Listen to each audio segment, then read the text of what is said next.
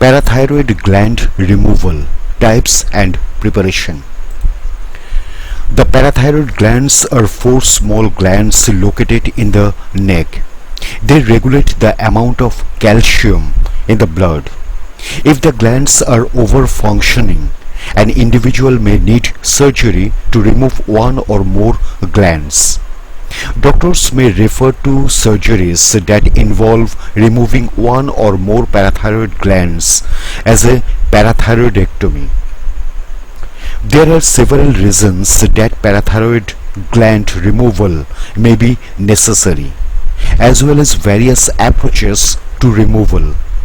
One reason for this surgery is hypercalcemia, a condition in which there is too much calcium in the blood.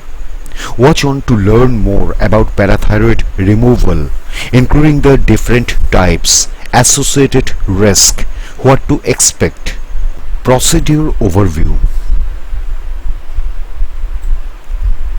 There are several approaches to parathyroid gland removal.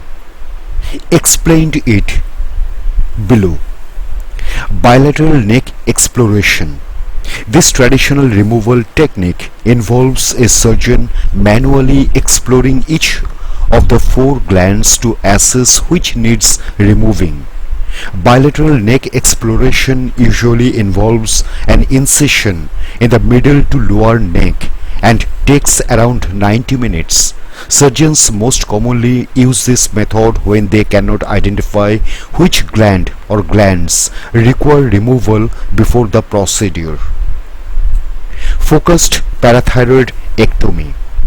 Experts consider focused parathyroidectomy to be minimally invasive. Surgeons can identify diseased glands beforehand using pre-operative localization studies such as parathyroid ultrasound or system EB radionucleotide scan. Focused parathyroidectomy involves a smaller incision and generally causes less discomfort than a bilateral neck exploration. Surgeons use this technique called intraoperative monitoring to check parathyroid hormone or PTH levels during surgery and assess whether the removal was enough or whether another gland may need removing at the same time. Radio-guided parathyroidectomy. This procedure is a type of focused parathyroidectomy in which the surgeon uses radioactive materials to identify the diseased gland. A healthcare professional uses a system EB scan, which involves injecting a radioactive solution into the body. This solution gathers in the affected gland, and the surgeon uses a handheld gamma probe to locate it. Four-gland hyperplasia. In the rare case that all four parathyroid glands are enlarged, known as parathyroid hyperplasia, the surgeon may remove three entire glands and half of the remaining gland. They may either leave the remaining gland tissue intact or transplant it to the forearm. This helps prevent PTH from dropping too low. Why is parathyroid removal performed? Hyperparathyroidism is the most common condition related to the parathyroid glands. This condition occurs when one or more parathyroid glands produce too much PTH, causing the calcium level in the blood to rise. Too much calcium in the blood can lead to the following conditions: high blood pressure, osteoporosis or weak bones, kidney stones. Most people with primary hyperparathyroidism tend not to have symptoms. However, some may experience the following: fatigue, muscle weakness, joint pain and aches, bone pains and aches, mood changes. In cases of more severe disease, a person may experience loss of appetite, constipation, confusion or memory loss, difficulty concentrating, nausea, vomiting, increased thirst and urination. A benign tumor or adenoma growing in one or more of the parathyroid glands can also cause it to become enlarged. Risk. All surgical procedures have associated risk. This includes the potential for an allergic reaction to anesthesia, infection, breathing problems. Parathyroid removal surgery is typically safe and does not have many associated risks. Some of the risks associated with these procedures include bleeding from the neck. It is rare to bleed enough after a parathyroidectomy to put a person at risk.